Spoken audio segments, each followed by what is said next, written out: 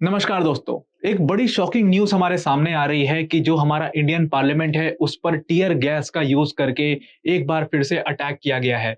अगर आप देखोगे तो पता ये लगा है, न्यूज़ ये आ रही है कि जो कुछ इंट्रूडर्स हैं उन्होंने पार्लियामेंट की जिस समय पर विंटर सेशन चल रहा था, एक एमपी वहाँ पर अपनी स्पीच दे रहे थे, उसके बीच में कुछ इंट्रूडर्स वहाँ पर घुसते हैं, टेबलों पर चढ़ करके टियर गैस से पार्लियामेंट पे अटैक करते हैं। अगर आप विजुअल्स देखोगे तो इस तरीके के विजुअल्स हैं, पूरी पार्लियामेंट की प्रोसीडिंग्स को रोक दिया गया है, स्थगित कर दिया गया है और एमपीज़ तो काफ़ी परेशान हैं और इस तरीके से टियर गैस का यूज़ करके पूरे पार्लियामेंट को भंग कर दिया गया है। अब जब पार्लियामेंट, जो कि भारत की डेमोक्रेसी का मंदिर कहा जाता है उसको, लोकतंत्र का मंदिर पार्लियामेंट है, वहां पर ऐसी सिक्योरिटी ब्रीचेस जब होते हैं तो पूरे देश में एक डर का माहौल बन जाता है। देखो, पार्लियामेंट में जाना इतना आसान नहीं है। एक आम आदमी अगर पार्लियामेंट में जाना चाहे तो उसके लिए एक प्रॉपर पूरी सिक्योरिटी चेक होती है, उसका पास बनता है और फिर ही वो अंदर जा पाता है। सिर्फ एक गेट है जिससे नॉर्मल इंसान एंट्री ले सकता है, वो भी बहुत सारे सिक्योरिटी चेक्स के बाद वो एंट्री ले सकता है। अब अगर आप किसी एमपी के कॉन्वॉय में भी जाते हो, तो उसका भी एक पूरा प्रोटोकॉल है, उनके एक पूरी आइडेंटिफिकेशन कार्ड एक उनको मिलता है, जिस पर एक बारकोड होता है, जिसको स्कैन करके अंदर भेजा जाता है लोगों को। तो जब ऐसे आम लोग टियर गैस को लेकर के पार्लियामेंट में घुस जाते हैं, पूरे सेशन में घुस जाते हैं, वहां पर अटैक कर देते हैं, तो ये एक हमारे सिक्योरिटी पर बहुत बड़ा काला धब्बा सा है। और ऐसा नहीं है कि ये चीज पहली बार इंडिया में हुई है। हम सबको पता है कि 2001 में पार्लियामेंट अटैक हुआ था और इसमें भी पूरे वेपन्स और एक्सप्लोसिव्स के साथ कुछ आतंकवादी, जो कि जैश ए मोहम्मद के आतंकवादी थे, वो घुस गए थे पार्लियामेंट में और उन्होंने पूरी तरीके से अटैक किया था। वो तो शुक्र इस बात का था कि वो एक गेट, जहां पर जिससे अंदर घुसना था, वो गेट खुल नहीं पाया था और वो अपना रास्ता भटक गए थे, जो मैप वो लेके आए थे। तो वो किसी एमपी या किसी को चोट नहीं पहुंचा पाए, किसी भी अधिकारी को चोट नहीं पहुंचा पाए, यहाँ पे किसी एमपी को चोट नहीं पहुंचा पाए और इसीलिए वो अटैक बहुत ज्यादा नुकसान तो नहीं दे पाया था, लेकिन वो हमारे सिक्योरिटी को एक तरीके से पूरा चैलेंज किया था। वही चैलेंज दोबारा से किया गया है।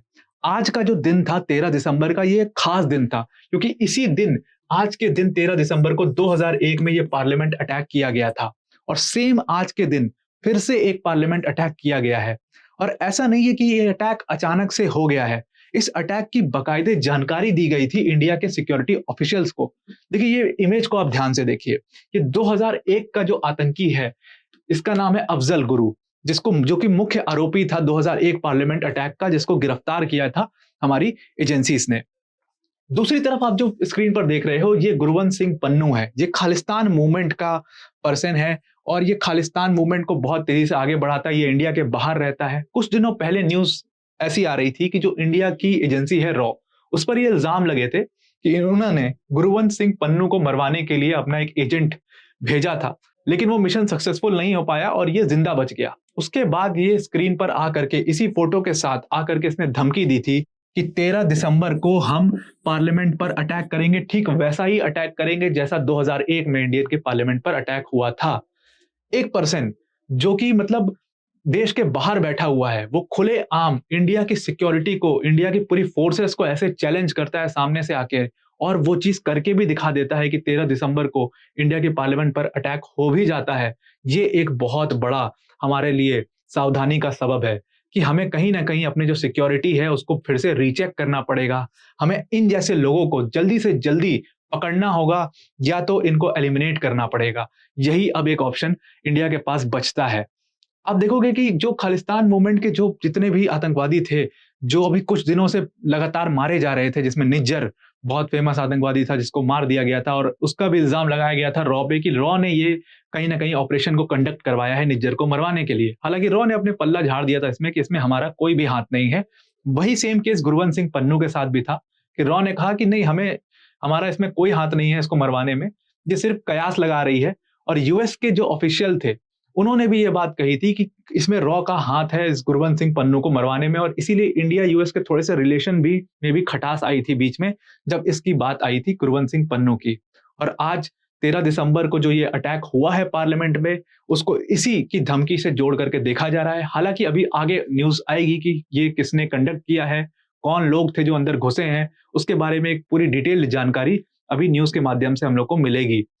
अब देखो, अच्छा हुआ, शुक्र इस बात का है कि ये जो घुसे थे इंट्रूडर्स, इनके पास कोई एक्सप्लोसिव या कोई वेपन्स नहीं थे, क्योंकि जो पिछला 2001 का पार्लियामेंट अटैक हुआ था, वो लोग तो पार्लियामेंट में अंदर घुस नहीं पाए थे। वो पार्लियामेंट के बाहर ही जो है, जो मेन बिल्डिंग है उसके बाहर ही घूम रहे थे। लेकिन ये इंट्रूडर्स तो पार्लियामेंट के अंदर घुस गए हैं। आप देखो किस तरीके से पार्लियामेंट के अंदर घुस करके इन लोगों ने टीयर गैस मारा है। अगर इनके पास कुछ खतरनाक हथियार होते, जैसे कि ग्रेनेड्स वगैरह होते या वेपन्स वगैरह होते, तो शायद आज इंडिया को बहुत बड़ा नुकसान हो जाता। हमारे बहुत सारे नेताओं को बहुत गंभीर चोटें आ सकती थी इसमें।